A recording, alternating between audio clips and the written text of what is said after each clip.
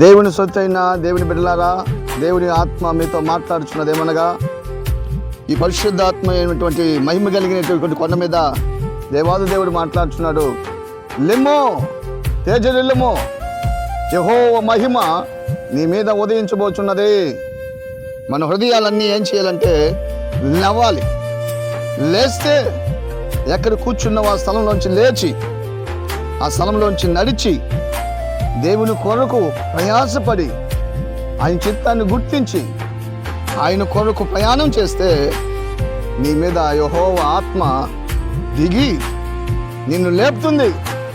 మహిమకరమైనటువంటి అభిషేకం, అగ్ని జ్వాలల లాంటి ఆత్మ మహిమతో నింపి తెల్లని వస్త్రముల చేత మహిమపరచబడినటువంటి పరిశుద్ధాత్మ దేవుడు పరలోకం నుంచి దిగి వచ్చి నీతో మాట్లాడి నీ హృదయాన్ని సరిచేసి నీ కుటుంబాన్ని బాగు చేసి నీ హృదయ అంతరంగంలో ఉన్న చెడుతనాన్ని తీసివేసి ఆత్మానుసరమైన జీవమునిచ్చి కృపగల దేవుడు నీతో మాట్లాడబోతున్నాడు.